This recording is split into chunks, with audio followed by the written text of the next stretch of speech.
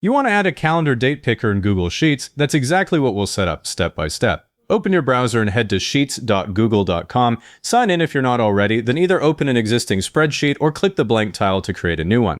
I'm starting fresh so you can see the full setup. We'll build a simple task tracker to give this some real context. Click cell B1 and type due date, then press enter. Now the column has a header. Next, click cell B2, hold shift and click B20. That selects rows 2 through 20 in one go, so we're not changing just one cell. With the range selected, go up to the data menu at the top and click it. Choose data validation. A sidebar opens on the right. This is where the rules live. Click the add rule button. Google Sheets wants to know what kind of data is allowed. In the criteria section, click the dropdown that says list from a range and switch it to is valid date. That's the one. You aren't restricting to a single date. You're just telling Sheets these cells must contain a real date, not some random string.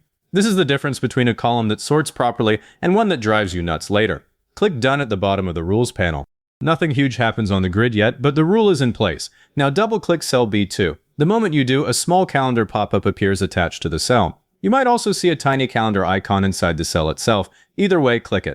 Use the arrows to navigate to the month you need, pick a day, and the date drops straight into the cell. No typing, no format guessing. The date shows up in whatever default format your spreadsheet is using, probably month/day/year. If that's fine, move on.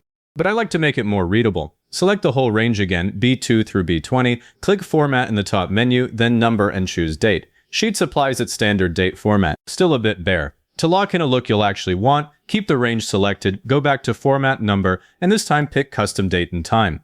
A builder pops up with little tokens for day, month, year.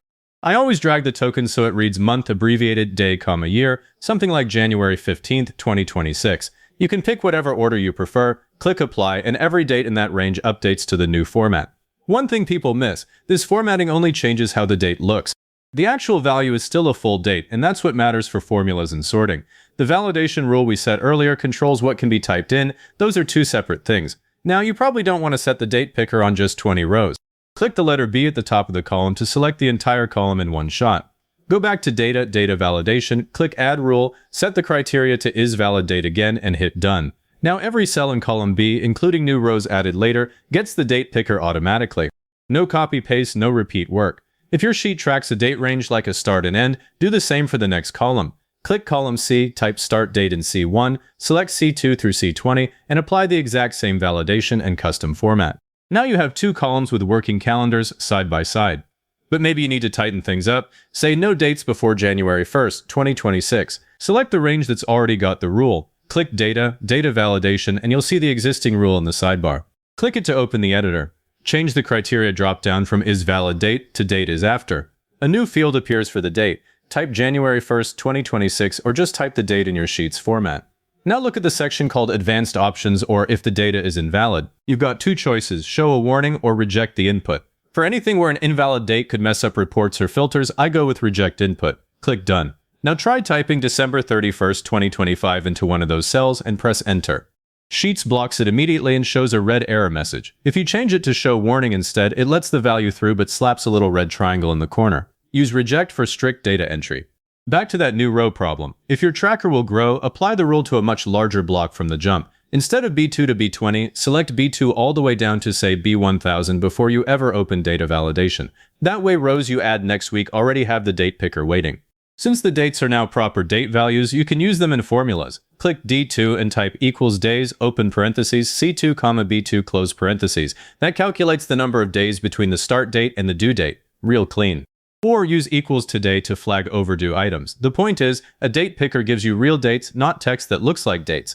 To be absolutely sure your cells are real dates, throw in equals is date, open paren, B2 close paren in a helper column. If it returns true, you're golden.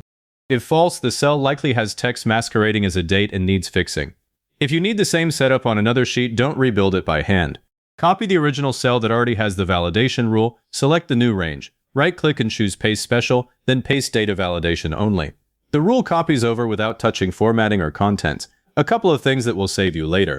Dates can misbehave if your spreadsheet's locale doesn't match your intent. Go to File, Settings, check the General tab. The locale dropdown decides whether Sheets expects day, month, year, or month, day, year. Set it to match your region. Also, test sorting on your date column after you've entered a few. If the sort order goes haywire, something isn't a real date. The is date check will catch it.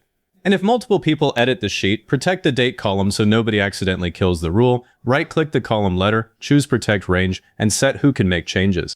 If this walked you through exactly what you needed, hit like and subscribe. Leave a comment saying this was helpful. Comments are what push this to other people searching for the same thing.